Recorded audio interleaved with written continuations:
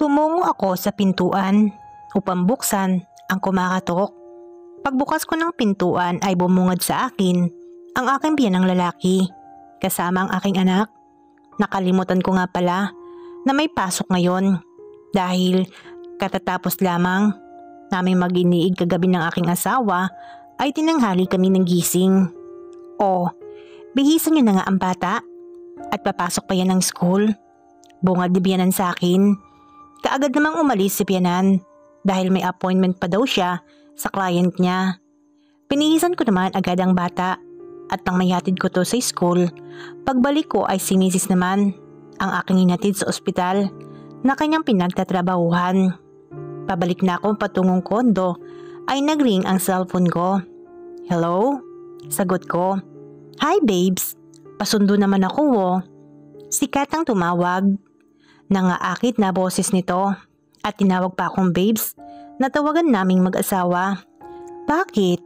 Hindi ba kasabay mo si Karina? Tanong ko kay Hipag. Hindi pa daw uuwi at may lakad sila ng boyfriend niya. Sige na kuya, pasundo naman ako oh. Thanks. Wika ni Kat at ibinaba na ang phone. Wala akong magawa at tumungo muna sa ospital ding pinagpapasukan ng aking Hipag na di kalayuan sa aming kondo. Doon ay muli kong nakita ang lalaking umaaligid sa aking Hipag. May selos ako na dama that time. Bumaba ako ng kotse at tinawag ko si Kat. Nang makalapit ako ay nabigla ako nang ipakilala niya akong boyfriend sa kasamang lalaki. RJ, this is Bog, my boyfriend. Wika ni Hipag. Nabigla ko sa mga sinabi ni Kat pero nakuha kong gustong ipahiwatig ni Kat sa kanyang kasama. Gusto niyang ipakita dito na may boyfriend na siya upang hindi na siya nito kulitin. Mautak ang aking Hipag. Pagtalikod namin patungong kotse ay niyakap ni Hipag ang aking braso na para magkasintahan talaga. Malakas ang loob ng aking Hipag. Sa bagay, kung may makakita naman nakakilala namin ay hindi mag-iisip ng masama dahil kilala si Catherine bilang malambing na kapatid. Pagsakay ng kotse ay nagtawanan kami ng malakas. Kitang-kita sa mukha ng lalaki ang pagkadismaya. Sira ka talaga, Kat, sabi ko sa kanya. Tama lang yun kuya, para tumigil na din siya. Sabay suot ng seatbelt ni Hipag. Pauwi na kami sa kondo ay panay ang text ni Catherine. Tinanong ko kung sinong kausap niya. Nag-text pala ang kanilang head nurse at pinagde-day off daw siya para bukas. Dahil sa susunod na araw ay pang-umaga na daw siya. Medyo nalungkot ako noon dahil hindi na kami magkakasolo dahil sabay na silang papasok ni Mrs. Maya-maya ay nag-text na naman siya. This time, si ate na pala niya ang kanyang kausap sa text. Biglang nangiti, sikat sa nabasa. Yehey! Sigaw niya. O bakit malungkot ka kuya? Tanong nito sa akin. Paano naman? Pang-umaga na rin ang duty mo. Hindi na tayo mag-aabot sa umaga. Tulad ngayon. Sagot ko. Ay ganun ba? It's okay kuya. Malay mo naman. Magpalit din ng schedule si ate, hindi ba? Halos lahat ng ospital ay ganun ang rules. Tugon niyang muli. Tumahimik ang loob ng kotse ilang saglit. Maya-maya pa ay humawak sa akin si Hipag sa aking leeg. Para akong bata na inaamo-amo ni Hipag. Kuya, may good news pala ako sa iyo. Malambing na turing ni Kat. Ano yun? Tanong ko naman. Kaya ako napayayay kanina. Pumayag si ate for today. Mayabang na sabi ni Kat. Nahiya pa akong umiti galing sa aking pagkakasimangot. Ngunit di ko pa rin ito mabigilan. Naalala ko ang sabi nga pala ni Angel kagabi na pag-iisipan ko pa. Tungkol ito sa hiling ni Kat na permiso muli na matikman ako. And this time, pwede ko daw angkinin si Kat. Sa parking pa lang ng building ay nagiinit na ako. Bumukas ang elevator at sumakay kami. Pagsara pa lang ng pinto ay bigla ko na siyang hinalikan. Parang pelikula ang nangyari. Habulan kami ng hininga at gaya ng dati. Di ito, masyadong magharapal na halikan. Kabisado namin ang aming hilig, ang passionate na halikan. 30 floor pa ang aming unit nang huminto na ang elevator sa 20. Dagli ay nagkalas ang aming mga labi ni hipag. Sumakay ang isang babae at bumaba din sa 25th floor kung saan nandun ang gym ng kondo.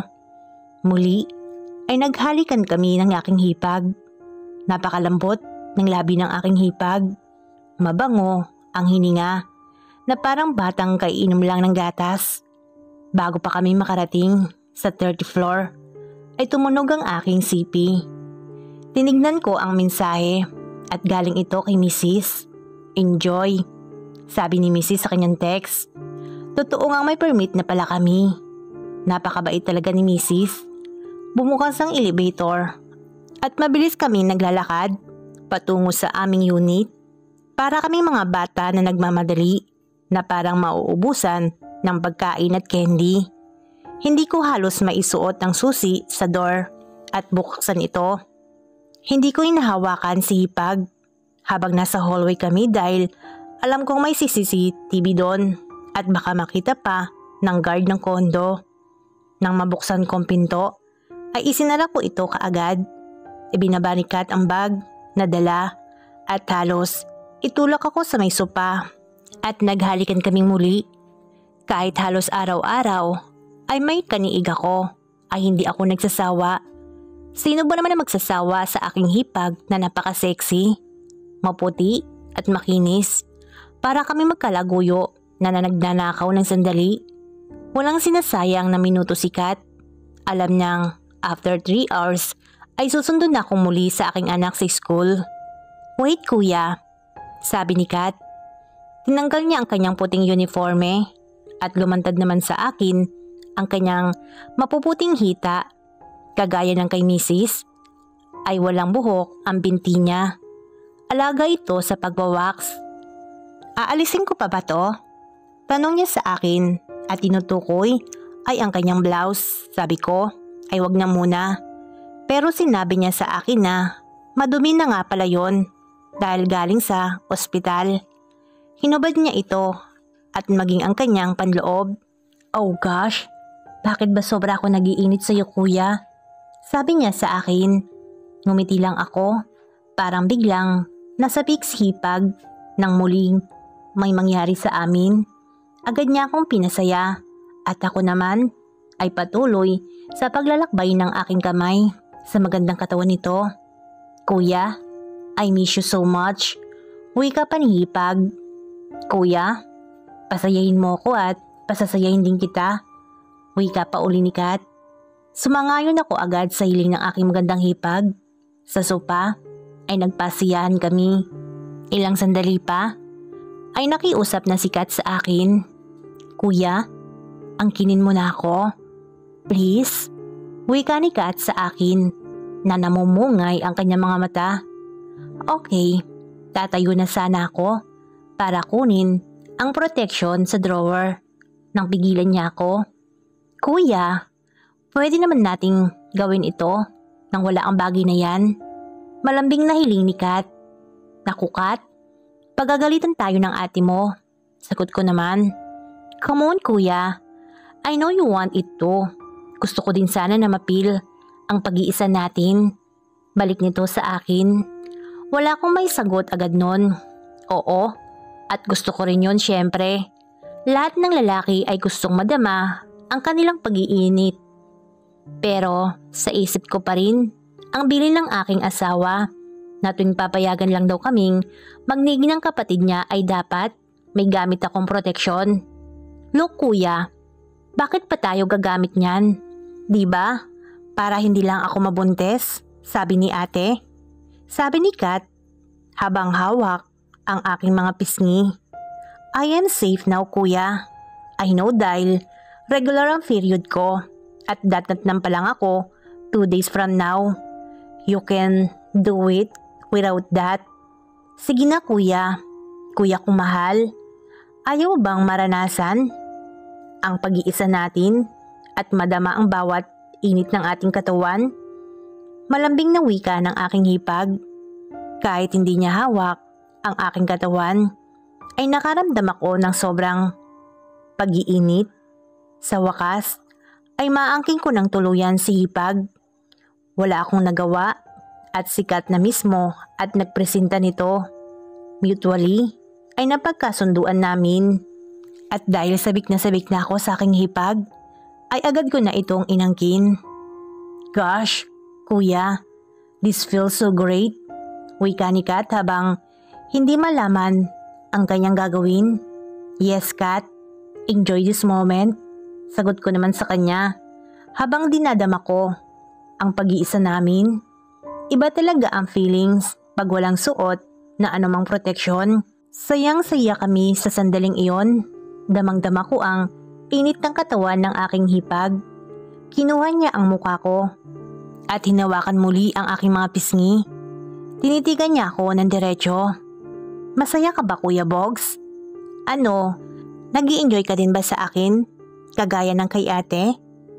Wika ni hipag at muli akong hinalikan sa labi. Maya-maya ay nararamdaman ko na malapit na ako sa kasukdulan. Kat, malapit na ako. Bulong ko kay hipag. Ang bilis naman kuya. Wika niya. Nag-i-enjoy kasi ako, Kat. Kakaiba eh. Pwede bang paisa ulit? Bulong ko. Higay kuya. Okay lang yan. Wika naman ni Kat.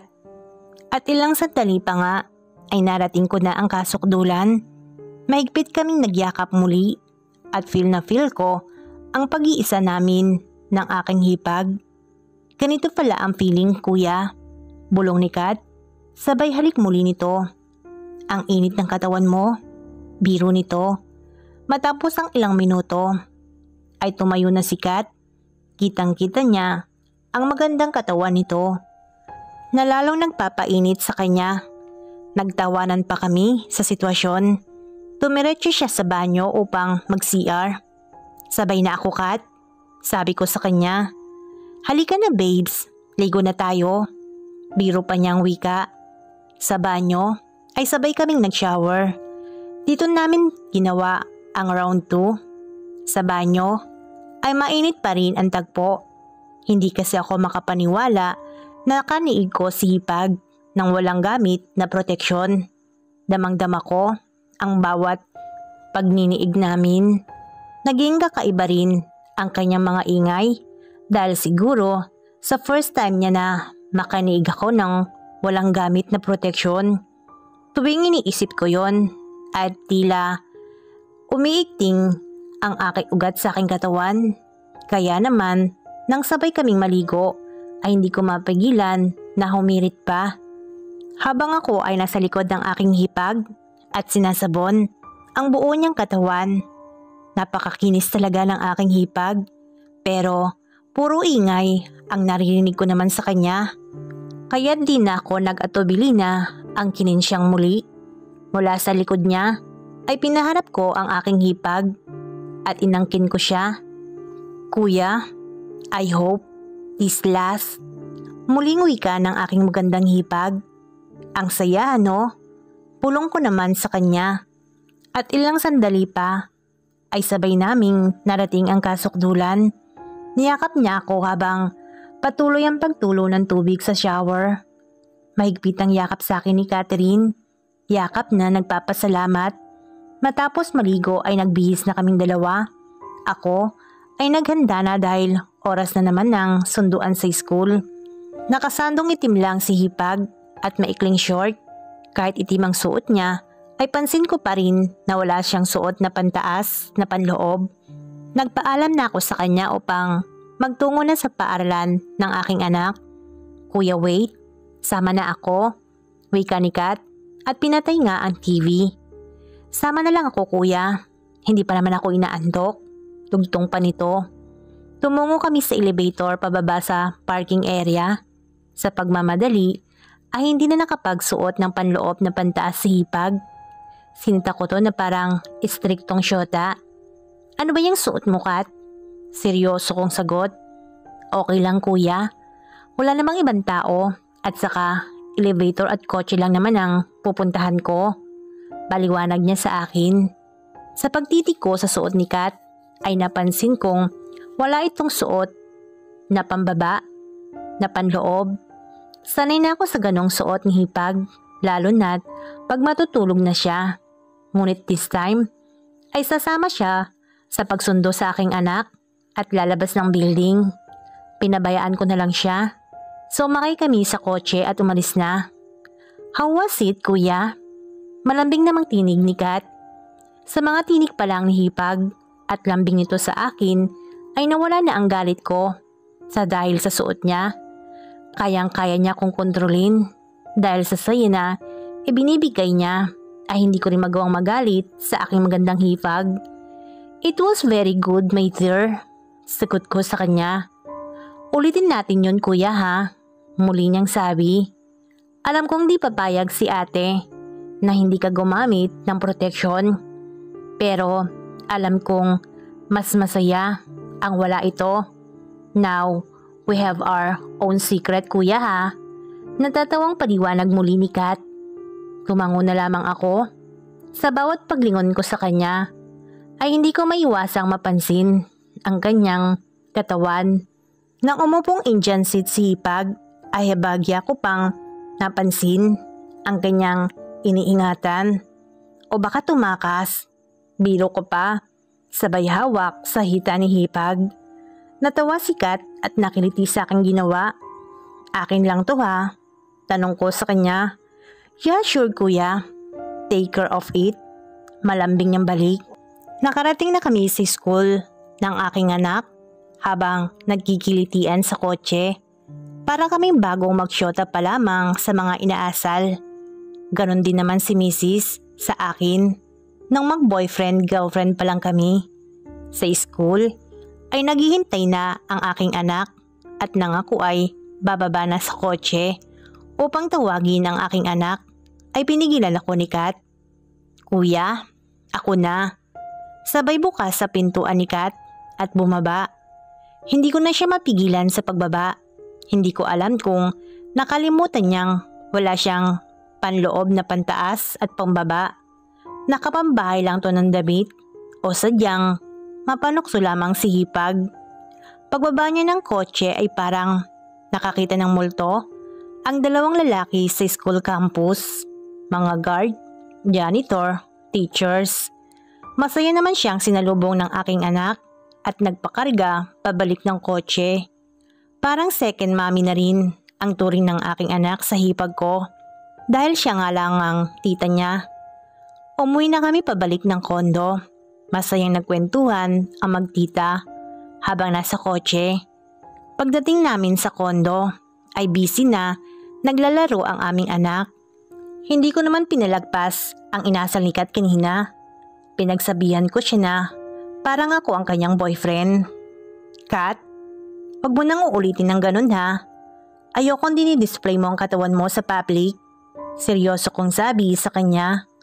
Okay, kuya. Sorry. Sagot naman niya. Nagkaintindihan kami agad ni Hipag. Alam niya ang ginawa niya kanina. Masunurin naman ang aking hipag sa lahat ng mga bagay. Pagdating ng gabi, ay sabay ulit kaming naghapunan. Maagang natulog ang aming supling at kaming tatlo naman ay nagkwentuhan pa. Isang magandang balita ang aking narinig. Naging panggabi naman ang duty ni Mrs. Parang nagpalit sila ngayon ng schedule ni Catherine. Pang umaga ang duty ni Kat at ngayon si Mrs. naman ang panggabi. Parang natupad ang hiling ko na hindi sila magsabay ng duty para masolo ko pa rin si Hipag. Pero hindi naman nawawala ang pagnanasa ko sa aking asawa at ang mga threesome namin. Kinabukasan daw ay para silang walang pasok. Ganon daw talaga pag transition na ang duty nila. Hindi na ako nagtanong kung babalik pa si Kat sa bahay nila ng aking biyanan. Alam kong inire-renovate ang ilang bahagi ng bahay nila. Mabuti na rin yon para sa amin. Labas tayo bukas. Suggestion ko sa kanila. Sige. Masayang sabi ni Kat. O kumusta naman ang fight nyo kanina? Tanong naman ni Mrs. Nagkatinginan kaming dalawa ni Kat. Naghintayan kami kung sino ang magkukwento. Kinabahan din ako baka madulas sa pagkukwento si Kat. Alam kong wala silang lihim na magkapatid. Ano ba ang hihilingin ko, ate? Napasaya talaga ako ni Kuya Bogs. Masayang kwento ni Kat. So gano'n nilang ba yon? Kayo nilang ba lagi? Wika ni Mrs. na parang sarcastic ang dating.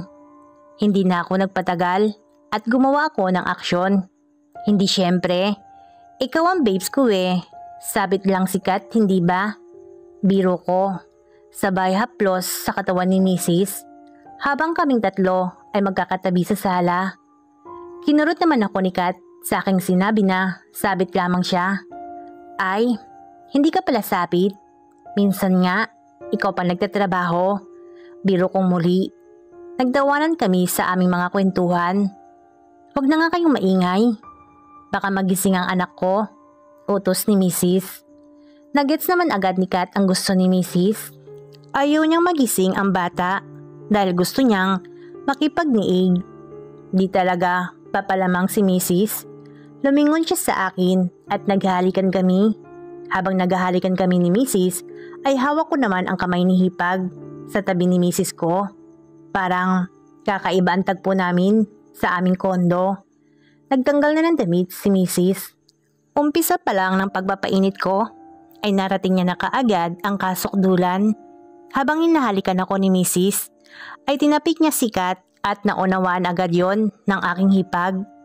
Gusto niyang pasayahin ako ng aking hipag. Okay, masayang wika naman ni Kat. Pagdakay, pinasaya ako ni Kat. Hindi naman mapakali ang kamay ko kung ano at kanino ang hahawakan ko. Pinahiga ako ni Mrs. Nagsuggest ako na sa carpet na lang kami para mas maluwang ang space. Pumayag sila at ako'y muling humiga. At ginawa na nga namin ang pagniniig. Kakaiba ang gusto nila sa akin. Sunod-sunuran lamang ako sa ginagawa nila sa akin at ako naman ay naliligayahan doon. Una ko na namang inangkin si Kat at panghuli ang aking asawa. Nagtawanan pa ang magkapatid at nag-usapan ang gagawin nilang eksperimento sa susunod. Parang nagkakaisang magkapatid sa mga gustong gawin at ako ang kanilang eksperimento. Nagulat kaming lahat nang sandaling may nag-doorbell. 10:00 na ng gabi at nagtataka kami kung sino yon. Dali-daling nagtungo ang magkapatid sa aming kwarto. Ako naman ay nagtapi lamang ng tuwalya. Nagtungo ako sa pintuan at sinilip muna sa hall ang kumakatok. Nagulat ako sa aking nakita. Si Karina ito, classmate ni Kat nung college at kasama naman niya sa ospital ngayon. Napaisip ako ng sandaling iyon kung bakit naligaw si Karina sa amin. Alam kong sinabi ni Kat kung anong unit kami. Subalit ang pinagtataka ko ay kung ano ang ginagawa niya ngayon. Sandali lang, Karina. Sigaw ko upang marinig nila Mrs. at Hipag na si Karina ang pagbubuksan ko. O, napadalaw ka? Si Kat ba? Bati ko sa kanya.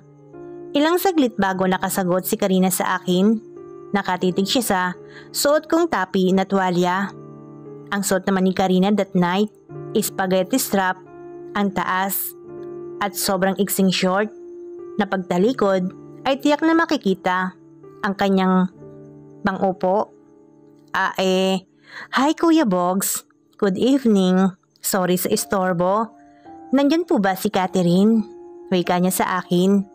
Pinapasok ko si Karina at pagkasara ko ng pinto ay hindi nga ako nagmadali sa nakita habang naglalakad papasok si Karina. Kitang-kita ko ang kanyang pangupo dahil napakaigsi ng suot niyang short. Si Karina ay lumaki sa Manila, liberated na pamilya. Kat, nandito ang friend mo na si Karina. Wika ko habang kumakatok sa kwarto namin. Nahuhuli ko pa rin si Karina habang ako'y kumakatok sa pintuan ng room namin na tumitingin sa aking katawan. Nagtatama ang aming mga mata at ako na din ang umiiwas at nahihiya sa suot ko. Hello my friend, Napadalaw ka? Bungad ni Kat sa kaibigan. Lumabas ng kwarto ang hipag ko na naka-t-shirt ng malaki at naka-panloob lamang. Bihis ka na friend, labas tayo. Wala naman tayong duty bukas, hindi ba? Hiling ni Karina sa kanya. Sinilip ko naman si Mrs. sa kwarto at mahimbing na pala itong nakatulog. Dala na rin siguro ng pagod sa aming pagniniig. Kanina lamang, bago dumating si Karina. Pumasok na din ako upang magpalit ng suot. Boxer pa rin ang sinuot ko at gabi naman. Nasa gilid din naman ang isip ko. Ito upang magpakita kay Karina. Nag-dinner ka na ba, Karina? Tanong ko sa kaibigan ni Hipag. Opo Kuya Bogs. Thank you. Nakangiti niya naman tugon. Si Karina nga pala ay may hawig naman kay Maricar Reyes. Ngunit mas maliit lang ng konti ang height. Mga 5'3 lang at mas bilugan naman ang mga bias kumpara sa artista. Maputi din siya at makinis gaya ni Hipag at medyo katamtaman ang pangangatawan. Noong time na nag-aaral pa sila ng college ay kagaya ni Catherine, hindi ko sila pinapansin sa larangan ng pisikal at katangian at kamunduhan. Ngunit kagaya din ngayon ni Kat, parehas na ring sumisibol ang kanyang magandang alindog. Ang hindi ko maalis sa isip ay ang halimuyak ni Karina nung gabing iyon. DNG light blue ang pabango ni Karina. Pang-akit talaga sa party. Ito rin ang paboritong pabango ni Mrs. nung time na umuwi ako galing Singapore.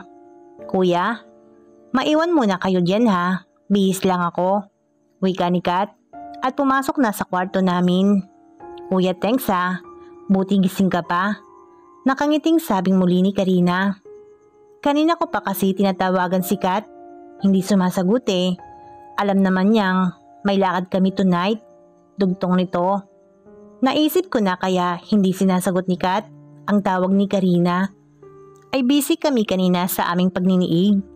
Nakatitig naman ako sa magandang mukha ni Karina habang nagsasalita siya tungkol sa pupuntahan nila. Dito na ba talaga titira si Kat?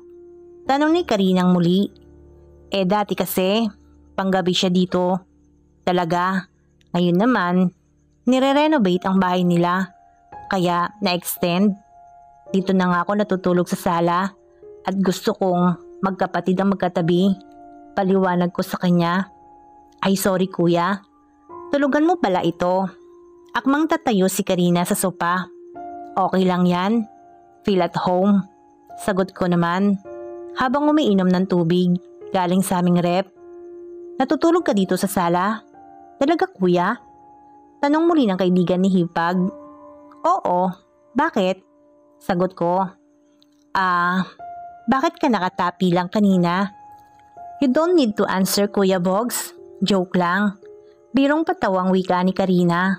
Sa loob ko'y pilya rin pala itong si Karina. Papatulan ko sana ang kapilya ng dalaga nang lumabas ni si Kat sa kwarto. Halos pareho sila ng suot ni Karina na pantaas, pero nakapantalon naman si Hipag na fitted. Ano ba yung suot mo, Kat? Mahalay. Biro ko. Ano ka ba kuya? Komportable naman ako dito at saka hindi naman kita ang lahat. Sagot ni Kat. Sabay ayos sa kanyang damit. Kitang-kita kasi halos ang kanyang itinatagong katawan.